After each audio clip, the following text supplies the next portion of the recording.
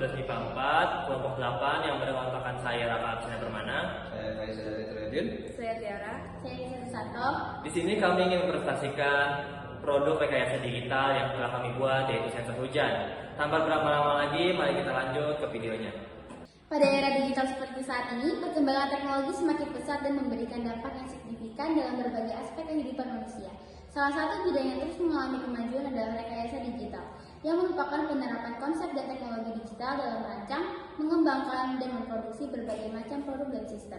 Hujan merupakan sumber daya alam yang esensial bagi kehidupan manusia, pertanian, dan ekosistem.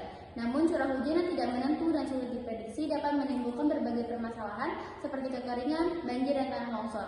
Informasi curah hujan yang akurat dan tepat waktu menjadi kunci untuk mengelola sumber daya air secara efektif, meningkatkan hasil panen, dan meminimalisir resiko bencana alam. Dalam konteks ini, pembuatan sensor hujan menjadi salah satu aplikasi praktis dari rekayasa digital yang memiliki nilai penting dalam pemantauan cuaca dan lingkungan. Sensor hujan adalah perangkat elektronik yang digunakan untuk mendeteksi hujan di suatu lokasi tertentu. Dalam konteks pendidikan, pembuatan sensor hujan juga merupakan salah satu cara yang efektif untuk mengajarkan konsep-konsep dasar dalam rekayasa digital kepada para siswa. Proses pembuatan sensor hujan melibatkan berbagai tahapan, mulai dari perencanaan, perancangan, pembuatan prototipe, hingga pengujian yang dapat menjadi sarana praktikum yang baik dalam memahami konsep-konsep seperti sensor, mikrokontroler, dan pemrograman. Tujuan kami membuat produk ini yaitu pertama, mengembangkan sensor hujan sederhana dan terjangkau yang dapat digunakan oleh masyarakat luas. Kedua, meningkatkan pengetahuan dan keterampilan siswa dalam bidang elektronik dan sensor. Tiga, meningkatkan kesadaran siswa tentang pentingnya dan pemanfaatan teknologi sensor. Keempat, ada mendorong untuk berpikir kritis, kreatif, dan inovatif dan menyelesaikan masalah di bidang kehidupan sehari-hari. Alat dan bahan. Bahan yang pertama adalah baterai 9 volt dengan konektornya. Bahan yang kedua adalah kabel 1 mm. Bahan ketiga ada saklar mini atau power switch transistor BC547. Yang keempat ada printed circuit atau PCB. Yang kelima ada timah, 6 buzzer, dan 7 yang terakhir adalah LED. Alat yang digunakan dalam membuat sensor hujan hanya solder. Berikutnya ada proses pembuatannya. Yang pertama, PCB atau printed circuit board untuk sensor. Buat PCB layout seperti yang ada di depan sini, lalu kupas PCB sesuai layout. Alternatif selain PCB, gunakan kawat. Sambungkan kabel minus buzzer ke pin 3 emitter transistor.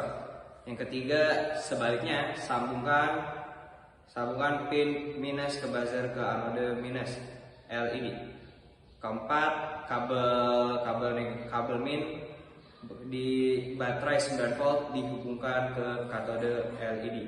Yang kelima, kabel plus. Berikut adalah analisis SWOT pembuatan sensor hujan sederhana. 1. Kekuatan atau strength. 1. Biaya rendah. Sensor hujan sederhana dapat dibuat dengan bahan-bahan yang mudah didapat dan murah, sehingga cocok untuk digunakan dalam berbagai situasi. 2. Mudah dibuat. Sensor hujan sederhana dapat dibuat dengan mudah tanpa memerlukan keahlian teknisi yang tinggi. 3. Mudah digunakan. Sensor hujan sederhana mudah digunakan dan dipahami oleh semua orang. 4. Tahan lama. Sensor hujan sederhana dapat bertahan lama jika dirawat dengan baik. Yang kedua ada kelemahan atau weakness. Keakuratan. Sensor hujan sederhana mungkin tidak seakurat sensor hujan yang lebih mahal. 2. Ketahanan. Sensor hujan dan sederhana mungkin tidak sekuat sensor hujan yang lebih mahal. 3. Rentang pengukuran. Sensor hujan sederhana mungkin memiliki rentang pengukuran yang lebih kecil dibandingkan dengan sensor hujan yang lebih mahal. 3. Ada peluang, opportunities. 1. Peningkatan teknologi. Teknologi sensor terus berkembang, sehingga ada peluang untuk mengembangkan sensor hujan sederhana yang lebih akurat, tahan lama, dan memiliki rentang pengukuran yang lebih luas. 2. Peningkatan perminatan. Perminatan sensor hujan sederhana diprediksi akan meningkat seiring dengan meningkatnya kesadaran akan perubahan iklim dan kebutuhan untuk memantau curah hujan. 3. Ada pengembangan pasar. Ada peluang untuk mengembangkan pasar untuk sensor hujan sederhana di negara-negara berkembang. di mana akses ke sensor hujan yang lebih mahal masih terbatas. Keempat, ada ancaman atau threats. 1. Persaingan. Ada banyak perusahaan yang memproduksi sensor hujan sehingga persaingan di pasar ini cukup ketat. 3. Ada ketersediaan bahan baku.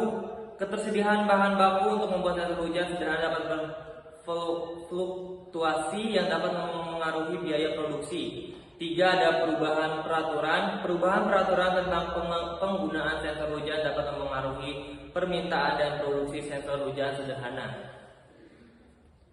Kesimpulan dari kegiatan ini menunjukkan bahwa sensor hujan sederhana dapat dibuat dengan mudah dan murah. Sensor ini memiliki potensi besar untuk memberikan manfaat bagi pihak seperti petani, masyarakat pedesaan, dan pemerintah.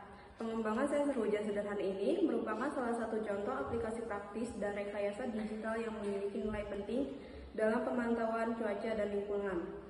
Kemudian dasaran. Sensor ini dapat dimodifikasi dengan menambahkan komponen seperti timer untuk memastikan buzzer dan LED setelah beberapa detik.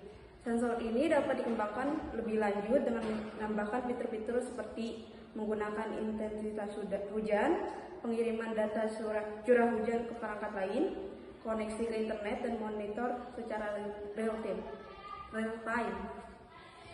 Sekian dari presentasi kami yang telah kami sampaikan. Mohon maaf bila ada kata yang salah atau kurang jelas, karena kita adalah manusia biasa. Wassalamualaikum warahmatullahi wabarakatuh.